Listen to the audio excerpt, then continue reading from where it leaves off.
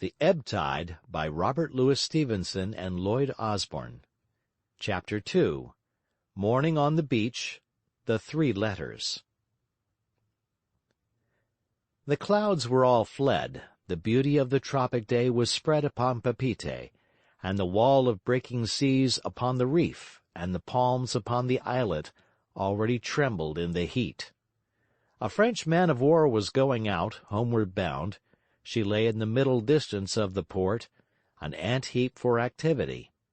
In the night a schooner had come in, and now lay far out, hard by the passage, and the yellow flag, the emblem of pestilence, flew on her. From up the coast, a long procession of canoes headed round the point and towards the market, bright as a scarf with the many-colored clothing of the natives and the piles of fruit. But not even the beauty and the welcome warmth of the morning, not even these naval movements, so interesting to sailors and to idlers, could engage the attention of the outcasts. They were still cold at heart, their mouths sour from the want of steep, their steps rambling from the lack of food, and they strung like lame geese along the beach in a disheartened silence. It was towards the town they moved, towards the town whence smoke arose, where happier folk were breakfasting, and as they went their hungry eyes were upon all sides, but they were only scouting for a meal. A small and dingy schooner lay snug against the quay, with which it was connected by a plank. On the forward deck, under a spot of awning, 5 Kanakas who made up the crew were squatted round a basin of fried face, and drinking coffee from tin mugs. 8 bells! Knock off for breakfast!" cried the captain with a miserable heartiness. "Never tried this craft before. Positively my first appearance. Guess I'll draw a bumper house."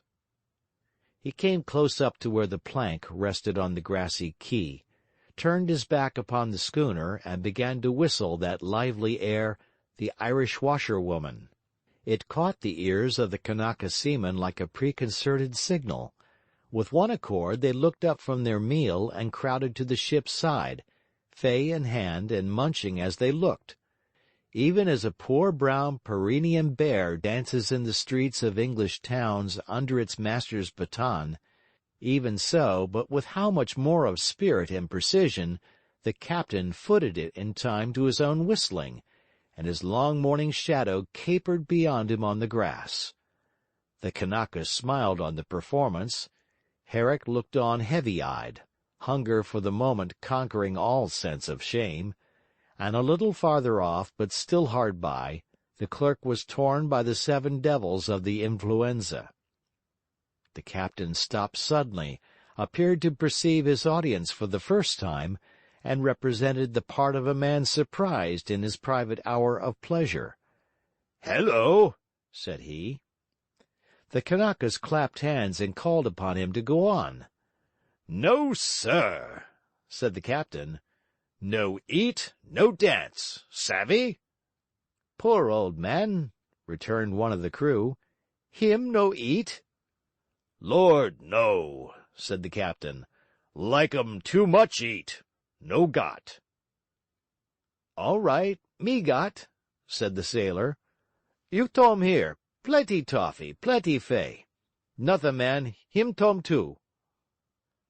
"I guess we'll drop right in," observed the captain, and he and his companions hastened up the plank.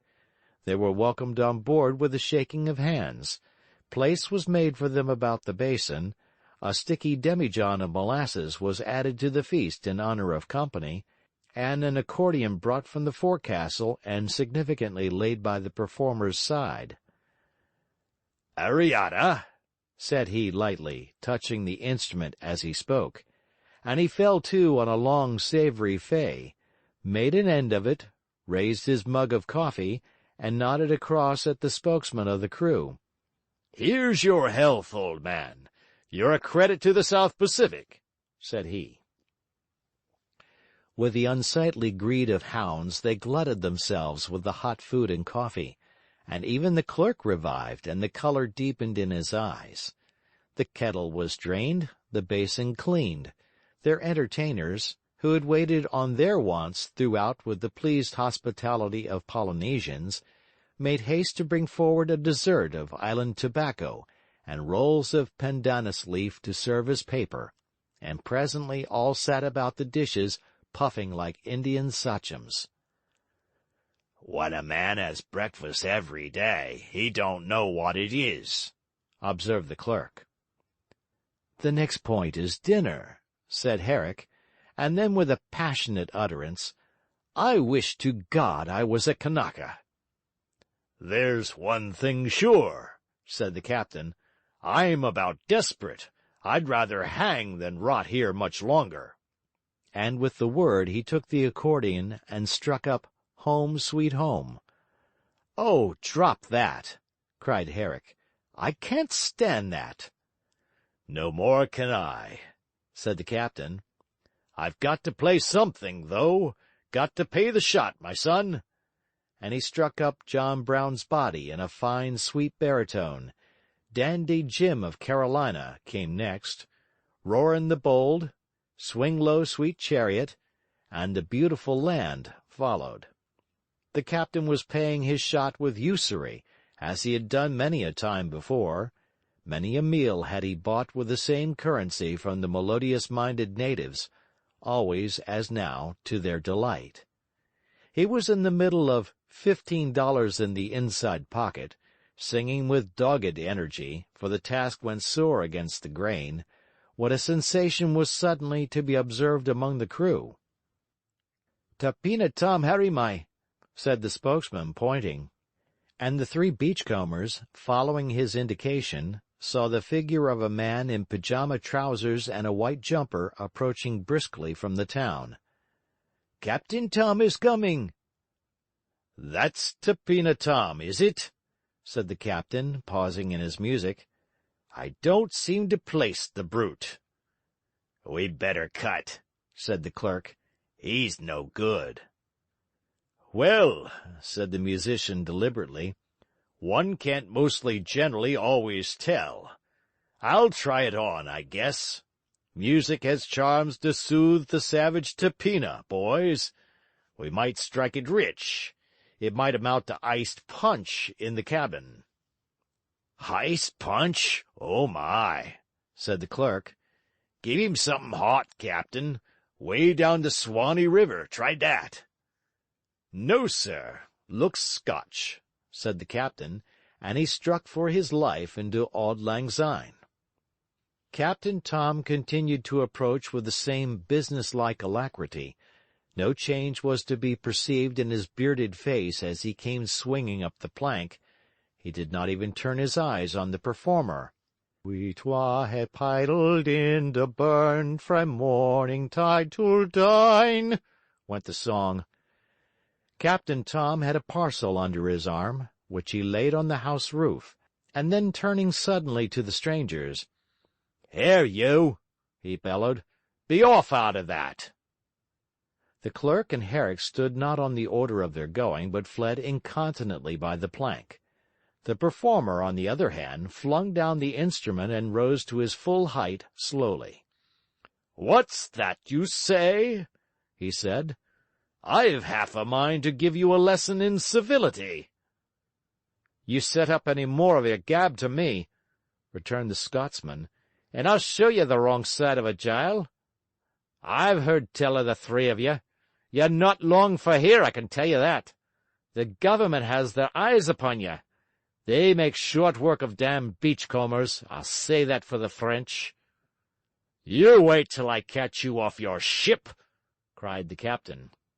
And then, turning to the crew, "Good-bye, you fellows," he said. "You're gentlemen, anyway. The worst nigger among you would look better upon a quarter-deck than that filthy Scotchman." Captain Tom scorned to reply. He watched with a hard smile the departure of his guests, and as soon as the last foot was off the plank, turned to the hands to work cargo. The beachcombers beat their inglorious retreat along the shore, Herrick first, his face dark with blood, his knees trembling under him with the hysteria of rage. Presently, under the same purao where they had shivered the night before, he cast himself down and groaned aloud, and ground his face into the sand. "Don't speak to me! Don't speak to me! I can't stand it!" broke from him. The other two stood over him perplexed. "What can he stand now?" said the clerk. "Hasn't he had a meal? I'm licking my lips." Herrick reared up his wild eyes and burning face. "I can't beg!" he screamed, and again threw himself prone. "This thing's got to come to an end," said the captain with an intake of the breath. "Looks like the signs of an end, don't it?" sneered the clerk. "He's not so far from it, and don't you deceive yourself," replied the captain. "Well," he added in a livelier voice, "you fellows hang on here, and I'll go and interview my representative." Whereupon he turned on his heel and set off at a swinging sailor's walk towards Papeete. It was some half-hour later when he returned. The clerk was dozing with his back against the tree. Herrick still lay where he had flung himself. Nothing showed whether he slept or waked. "See, boys!" cried the captain, with that artificial heartiness of his which was at times so painful. "Here's a new idea." And he produced notepaper, stamped envelopes, and pencils, 3 of each. "We can all write home by the mail brigantine. The consul says I can come over to his place and ink up the addresses." "Well, that's a start, too," said the clerk. "I never thought of that."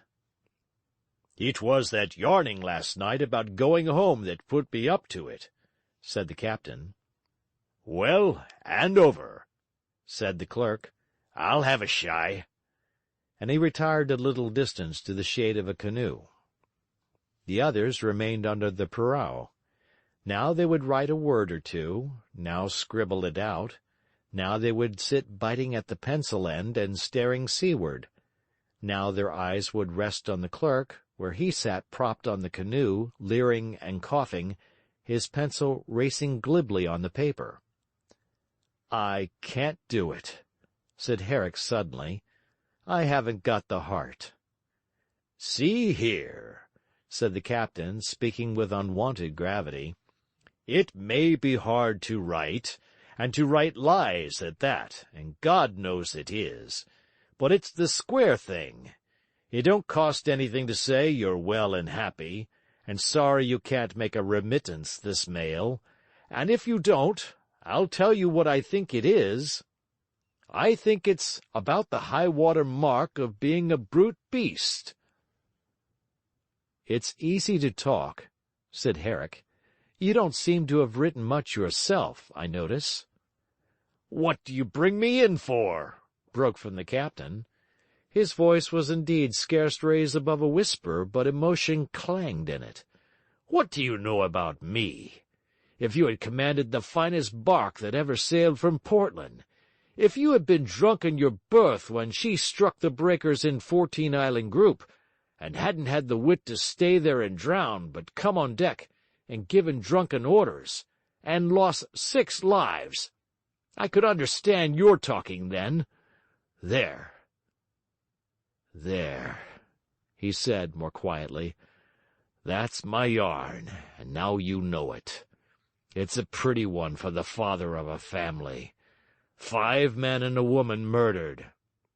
Yes, there was a woman on board, and hadn't no business to be either. Guess I sent her to hell, if there is such a place. I never dared go home again, and the wife and the little ones went to England to her father's place. I don't know what's come to them," he added, with a bitter shrug. "Thank you, Captain," said Herrick. "I never liked you better." They shook hands, short and hard, with eyes averted, tenderness swelling in their bosoms. "Now, boys, to work again at lying," said the captain. "I'll give my father up," returned Herrick with a writhen smile. "I'll try my sweetheart instead for a change of evils." And here is what he wrote. "Emma, I have scratched out the beginning to my father, for I think I can write more easily to you. This is my last farewell to all, the last you will ever hear or see of an unworthy friend and son. I have failed in life. I am quite broken down and disgraced. I pass under a false name. You will have to tell my father that with all your kindness. It is my own fault. I know, had I chosen, that I might have done well, and yet I swear to you I tried to choose. I could not bear that you should think I did not try. For I loved you all.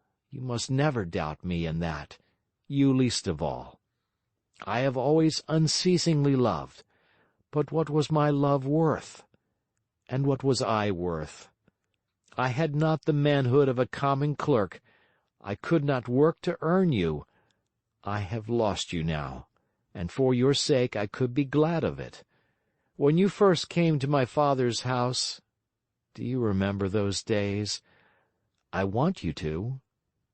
You saw the best of me then, all that was good in me. Do you remember the day I took your hand and would not let it go, and the day on Battersea Bridge, when we were looking at a barge, and I began to tell you one of my silly stories, and I broke off to say I loved you? That was the beginning. And now, here is the end. When you have read this letter, you will go round and kiss them all good-bye, my father and mother, and the children, one by one, and poor uncle, and tell them all to forget me, and forget me yourself. Turn the key in the door. Let no thought of me return. Be done with the poor ghost that pretended he was a man and stole your love. Scorn of myself grinds in me as I write. I should tell you I am well and happy and want for nothing. I do not exactly make money, or I should send a remittance, but I am well cared for, have friends, live in a beautiful place and climate, such as we have dreamed of together, and no pity need be wasted on me. In such places, you understand, it is easy to live and live well, but often hard to make sixpence in money. Explain this to my father. He will understand. I have no more to say. Only linger, going out, like an unwilling guest. God in heaven bless you. Think of me to the last, here, on a bright beach, the sky and sea immoderately blue, and the great breakers roaring outside on a barrier reef, where a little isle sits green with palms. I am well and strong. It is a more pleasant way to die than if you were crowding about me on a sick bed. And yet I am dying. This is my last kiss. Forgive, forget the unworthy. So far he had written. His paper was all filled, when there returned a memory of evenings at the piano and that song, the masterpiece of love, in which so many have found the expression of their dearest thoughts. Einst, o Wunder, he added.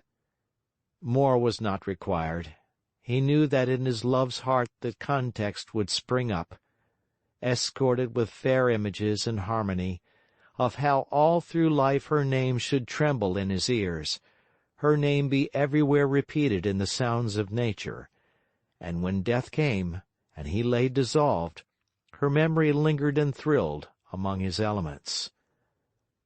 Once, O wonder, once from the ashes of my heart arose a blossom.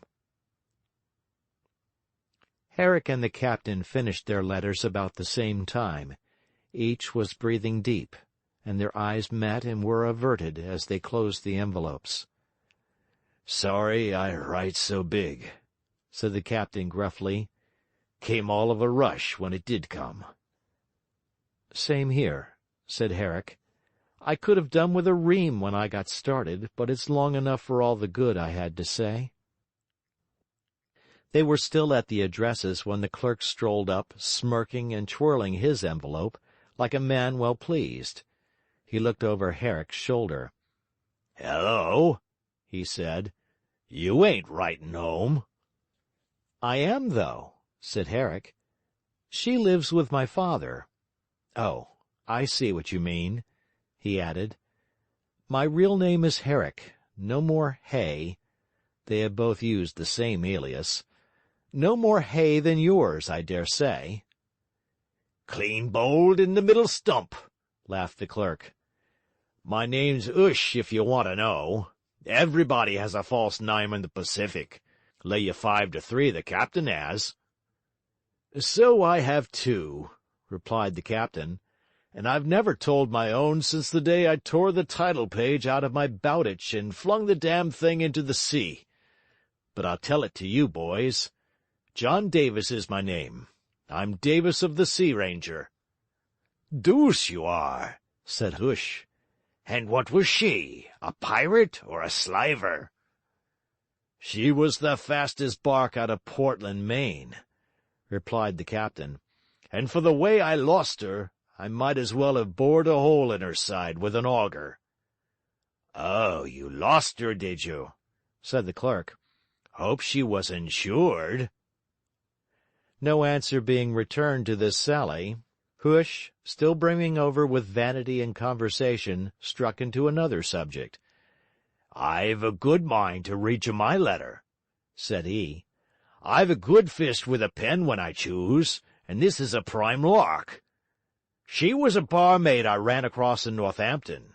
She was a spankin' fine piece, no end of style, and we cottoned at first sight like parties in the play. I suppose I spent the change of a fiver on that girl. Well, I happened to remember her name, so I wrote to her, and told her how I had got rich, and married a queen in the Hislands, and lived in a bloomin' palace. Such a sight of crammers! I must read you one bit about my opening the nigger parliament in a cocked hat. It's really prime." The captain jumped to his feet. "That's what you did with the paper that I went and begged for you?" he roared. It was perhaps lucky for Huish.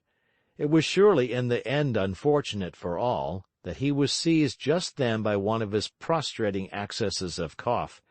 His comrades would have else deserted him, so bitter was their resentment. When the fit had passed, the clerk reached out his hand, picked up the letter, which had fallen to the earth, and tore it into fragments, stamp and all. "Does that satisfy you?" he asked sullenly. "We'll say no more about it," replied Davis. End of chapter 2.